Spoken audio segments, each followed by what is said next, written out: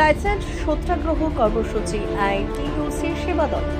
Trade licence ফি সহ signboard ফি বৃদ্ধির প্রতিবাদে এবার পথে নামল পশ্চিমবঙ্গ আইনটিইউসি সেবা দল।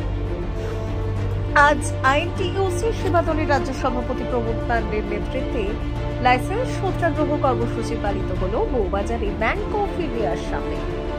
অভিযোগ, কলকাতা পুরসভার লাগাম ছাড়া ট্রেড লাইসেন্স ফি আর সাইনবোর্ড ফি সাধারণ ব্যবসায়ীদের কাছ থেকে নিচ্ছে।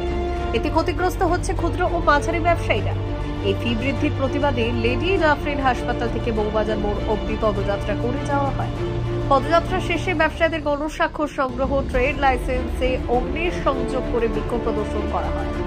জমায়েতে উপস্থিত ছিলেন রোহন মিত্র, তপন আগরওয়াল, শঙ্কর হাজরা, সুতপাদি, শিলা চ্যাটার্জি, নমিতা দে, স্বপন নন্দী, দীপক সাউ, বিদ্যা দত্ত, গোপীনাথ গোস্বামী, সুনীল সিংহ, অজয় সিংহ, ইন্দোর দে, মঞ্জুশীল, রোহন পাসওয়ান।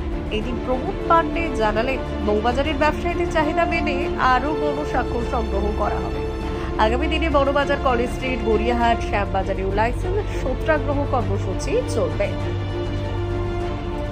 আগামী দিনে বড়বাজার, কলেজ স্ট্রিট, গড়িয়াহাট, শ্যামবাজারেও লাইসেন্স সত্যাগ্রহ কর্মসূচি চলবে।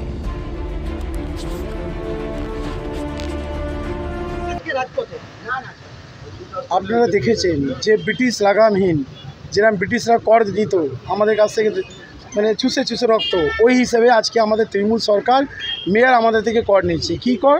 কোনো নোটিফিকেশান নেই।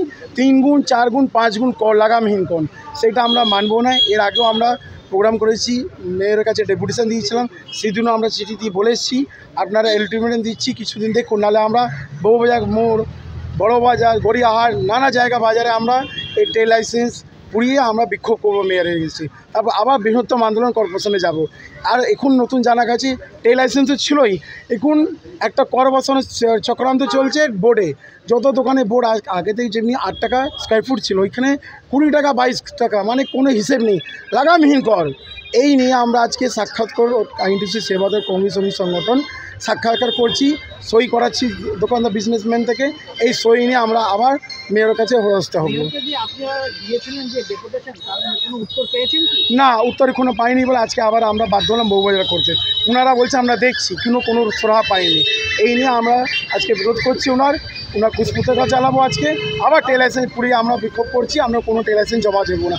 এটা আমাদের কন্টিনিউ ধারাবাহিক প্রোগ্রাম চলতে থাকবে যতদিন উনি করটা বিপুল দেবেন না। আমরা একটা পয়সা কর দেবো না। প্রমোদ পান্ডে, আইনটিইউসি সেবা দলের সভাপতি। না, সেই জন্যই তো আমরা এখানে এসছি।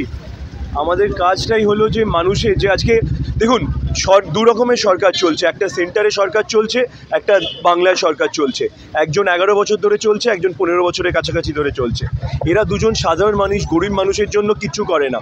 এরা খালি দেখায় যে এরা মানুষের পাশে আছে, কিন্তু গরিব মানুষের পাশে এরা কোনোদিনই ছিল না। প্রথমে আপনারা মনে রাখবেন যে ডিমনিটাইজেশন যেদিনকা হয়েছিল, সেদিন থেকে ক্ষুদ্র যারা ব্যবসায়িক যারা ছিল, এমএসএমই যাদের ছিল, তারা পুরোপুরি বরবাদ হয়ে গেছে। আর আজকে আমরা দেখছি যে আমাদের যে বাংলায় যে সরকারটা আছে, এই কলকাতার বুকে যে সরকারটা চলছে, যারা কেএমসির আন্ডারে যারা কেএমসি বলে চালাচ্ছে, তারা কিভাবে এই ব্যবসায়িকদের হাত থেকে কাছ থেকে আরও বেশি টাকা চাইছে। আজকে যাদের আমদানি হচ্ছে না, যাদের সিকিউরিটি নেই, যাদের ওপরে ইন্স্যুরেন্সের খরচা হচ্ছে, জিএসটির খরচা হচ্ছে, তাদের ওপরে এই কেএমসির খরচা বাড়িয়ে দেওয়া হচ্ছে। তাহলে বাংলার যে মমতা ব্যানার্জি আর দেশে যে মোদির মধ্যে কোনো তফাৎ নেই। তাই কংগ্রেস এবং আইএনটিসি সেবা দল এই জন্য আন্দোলনে নেমেছে।